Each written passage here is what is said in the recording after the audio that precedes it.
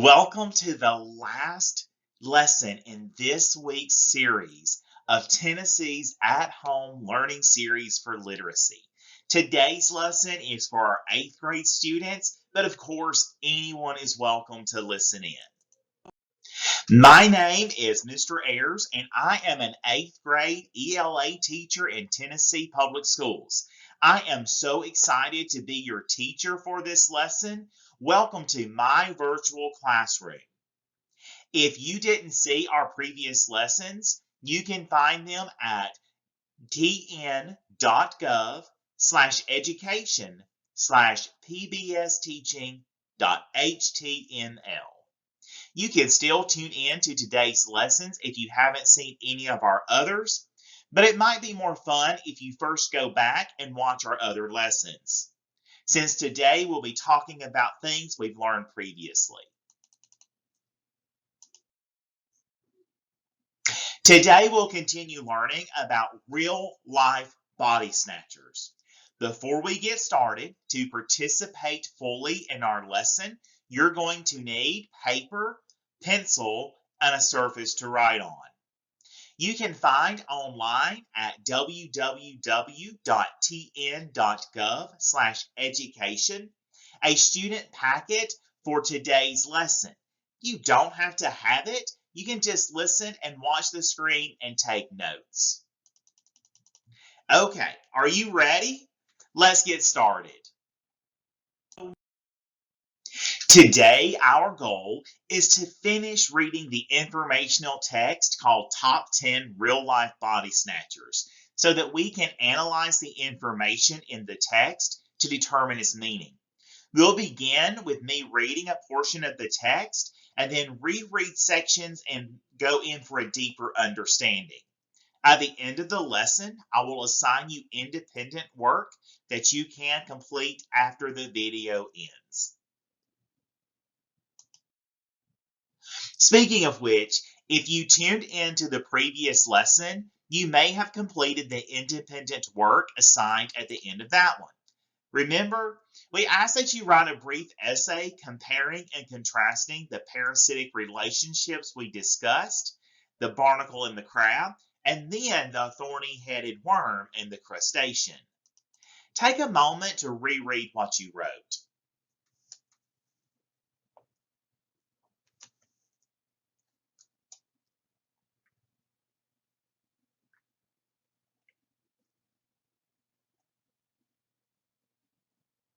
How did you do? Does your writing help you remember key details from the previous lesson?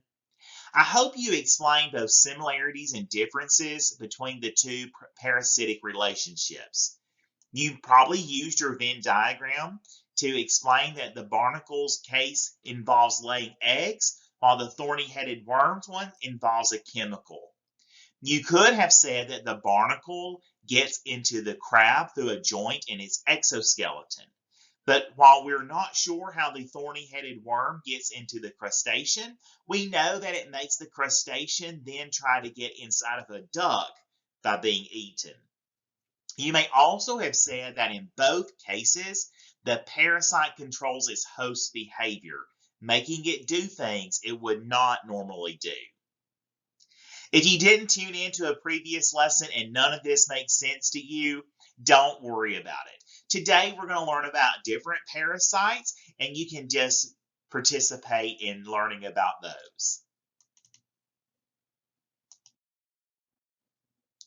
So now, let's dig into this informational text that we're going to be studying, which is an article about real-life body snatchers.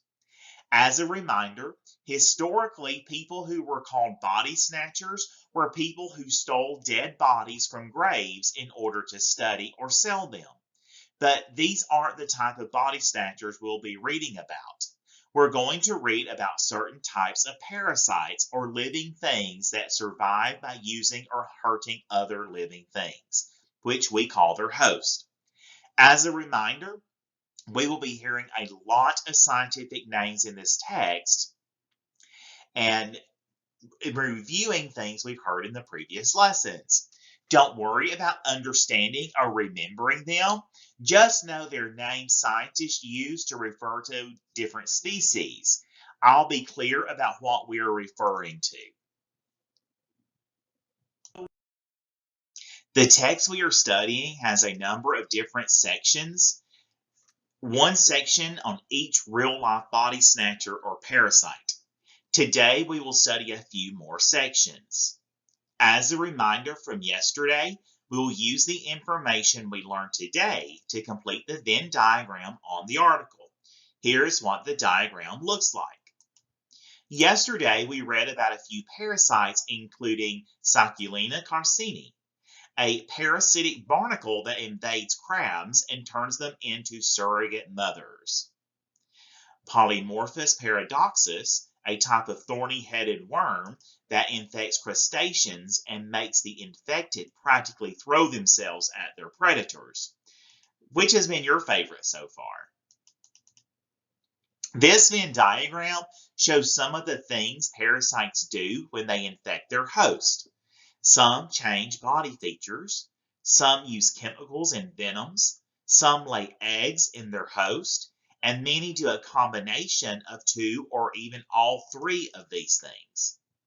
As we continue to read about different parasites this week, we're going to be sorting them into the various sections of this Venn diagram. For example, if we read about a parasite that uses venom and changes body features but does not lay eggs, we'll put it in the upper left section. If we read about a parasite that changes body features, uses chemicals or venoms, and lay eggs, we'll put it in the very center. Don't worry about this just yet, though, as we'll complete this exercise over the course of the lesson. So, let's begin the text. I'll begin by reading a section of the text about parasites and their host. We'll go back through this section and analyze it on a deeper level and to get more meaning from it. As I read the text, please take notes on your paper. Try to focus on the relationship between each parasite and its host and write down key details about them. Let's get started. Dinocampus coccinella, a female parasitic wasp of the species Dinocampus coccinellae, surreptitiously lays one egg in the abdomen of the ladybug Colomeglia maculata. Surreptitiously may be a new word for you. It means in a way that attempts to avoid notice or attention. So the wasp lays one egg in the ladybug secretively. Parasites can be so sneaky. Be sure to add surreptitiously to your notes along with this meaning, sneaky or secretive, trying to avoid attention. Go ahead and add that to your notes now.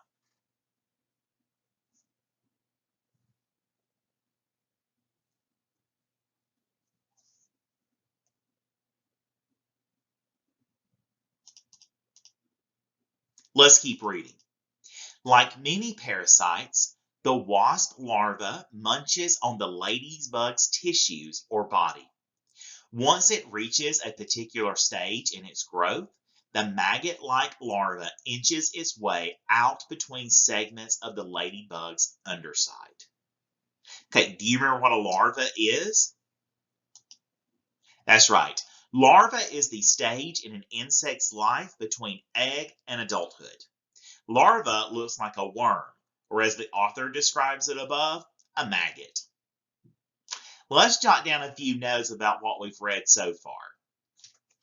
So in my notes, I have written a female wasp secretly lays one egg in a ladybug.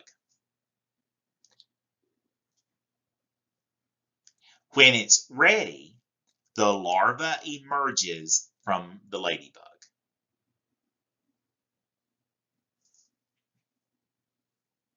Okay, let's keep reading.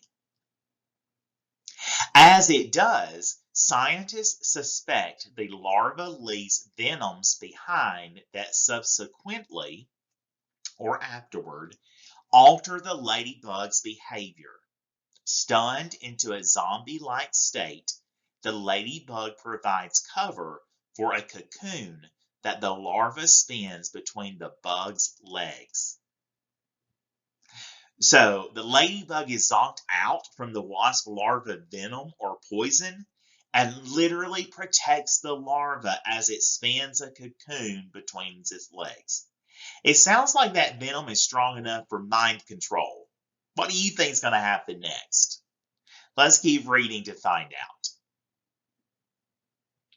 After the adult wasp emerges from the cocoon, about 25% of ladybugs actually recover from the trauma.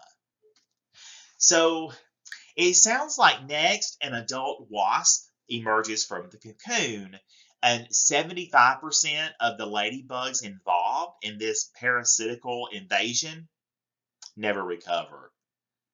There's still a little bit more to this story. Scientists were surprised to find that there is a cost to the parasite.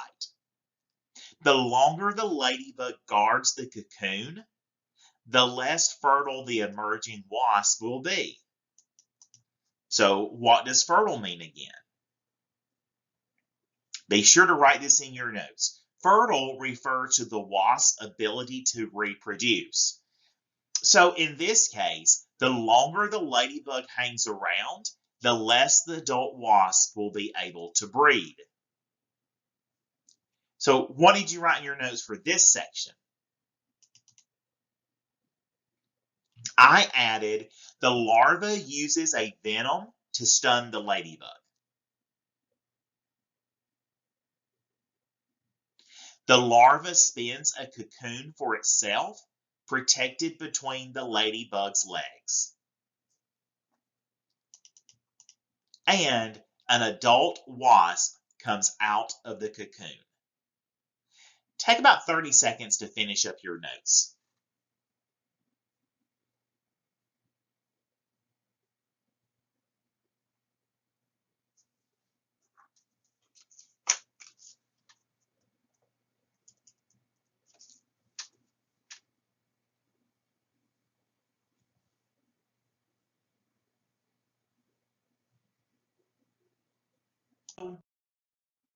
So let's add this detail to our Venn diagram while it's fresh in our memory.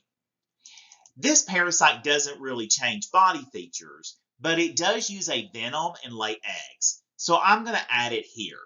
In the space where the chemicals and venoms and laying eggs circles overlap.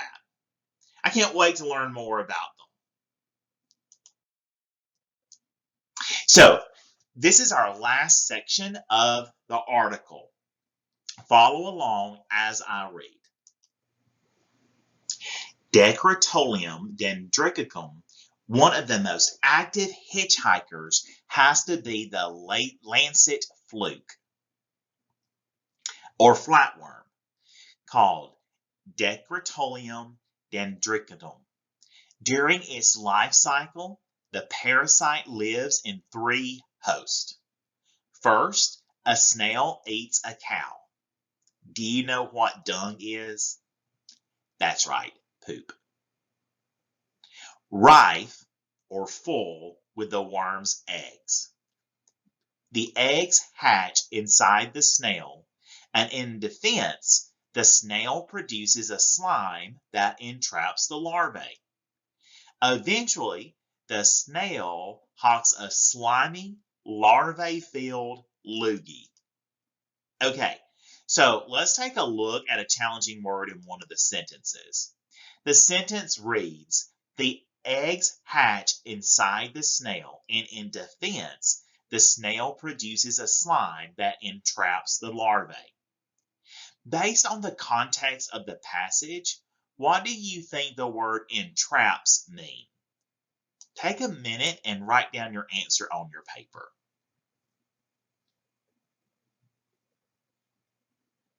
Based on the passage, it sounds to me like the snail's body tries to protect itself from the parasite by wrapping or entrapping the parasite in phlegm or snot and then spitting it out. So go ahead and jot down a few notes from this section. I wrote down a flatworm's eggs are in cow dung. A snail eats the dung and the flatworm's eggs. The eggs hatch in the snail. The snail wraps the larvae in slime and spits it out.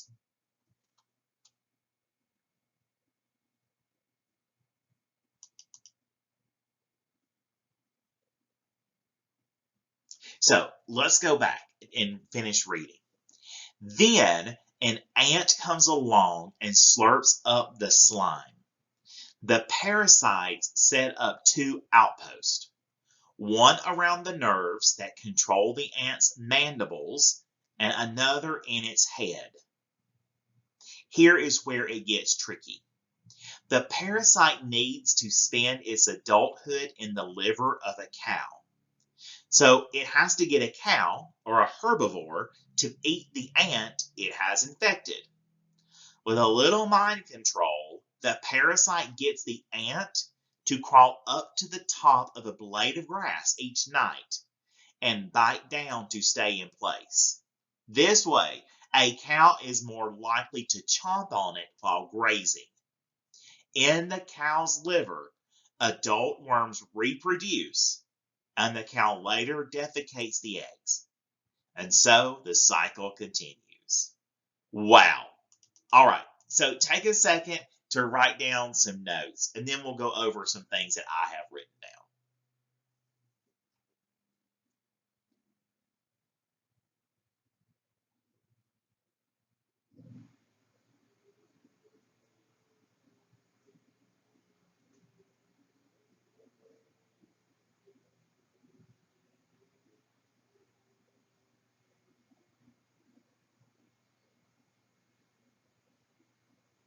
Okay, so let's go to the fifth bullet point that you see on the screen. An ant eats the larva-filled slime. The parasites hang out in the ant's head and in the nerves that controls its mandibles. Remember that mandibles are the ant's jaws. The parasite makes the ant crawl on top of the grass and hold on until the cow comes by and eats it. That is one powerful parasite. Okay, so now that we've kind of gone through that and went through in our notes and wrote down kind of the steps of what happened, I want you to take a couple of minutes to look at these questions and try to answer these on your paper. The first question, how does the flatworm use the snail, the ant, and the cow? Think through that question and jot down some notes on your paper.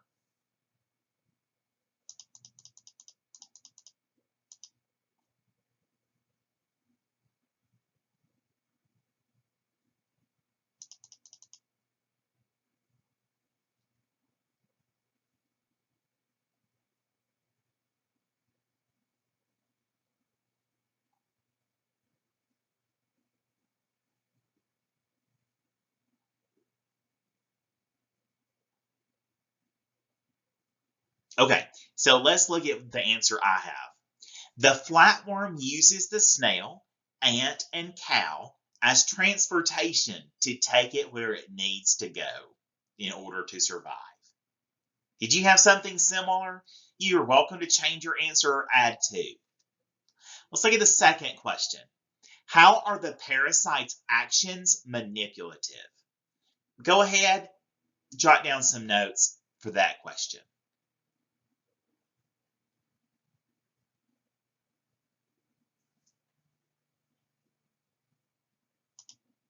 I have the parasites manipulate the host by making them do what they normally wouldn't. All right, so let's now take a look at our Venn diagram. Here, we want to see where we would put our flatworm. Take a second to look at it and think about where you would add it.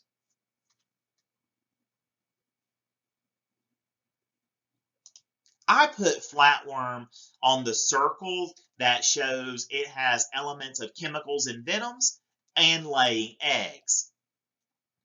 The flatworm lays eggs in the cow dung and then uses chemicals to control the ants. Let's lead our final section on our parasites.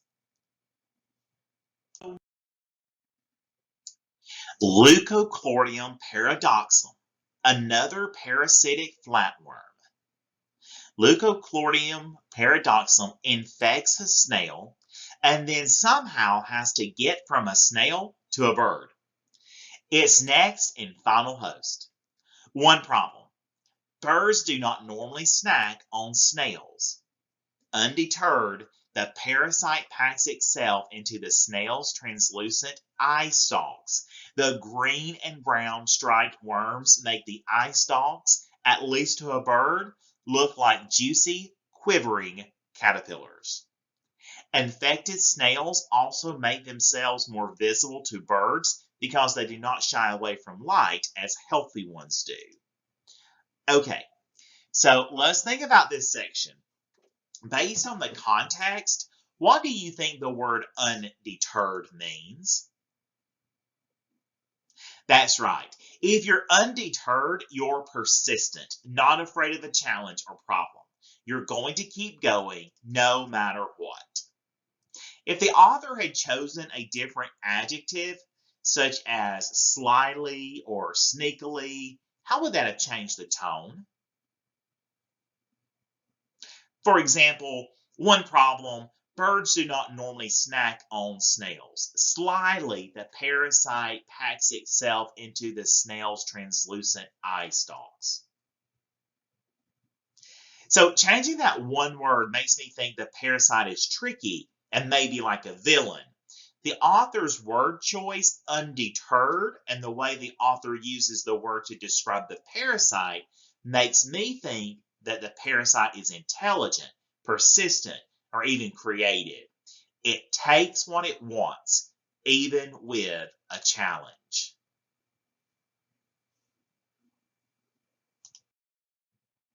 All right, so now let's add to our diagram.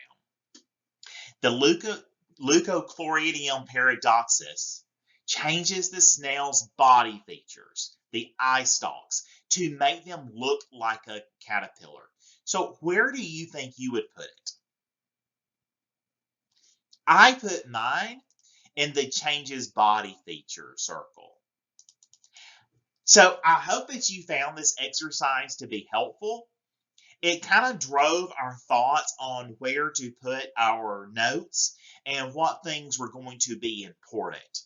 The purpose is to make sure that we're categorizing examples and ideas that we've read about today, and that we're able to really examine the relationships between them. Okay, so let's wrap up this final section of our text. Think about in this last section the parasite and the host animal. Write this question down. How does the parasite use the host animal? Once you have it written down, jot down some notes for your answer.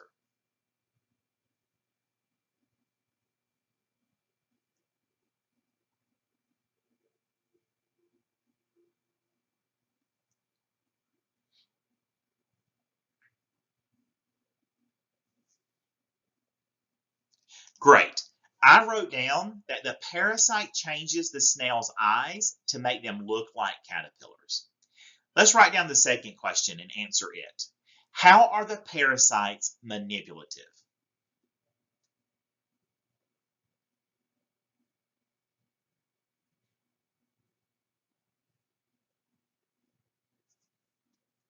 Okay, so my answer says this is manipulative because it puts the host, the snail, in danger of getting eaten by the bird. All right, so let's reflect on today's lesson. Today we learned about some parasites and the creative ways that they take advantage of their host. For your independent work, please respond in writing to the following prompt. Using everything you've learned from the past few lessons on top 10 real-life body snatchers, write a response in which you cite evidence from the text to support the central idea that parasites manipulate other animals. As you give examples of how parasites manipulate their host, explain why each parasite uses that particular host and the effect of the parasite's manipulation on the host. So there's several things there that you need to include. Make sure you jot down this prompt so you'll have it for later.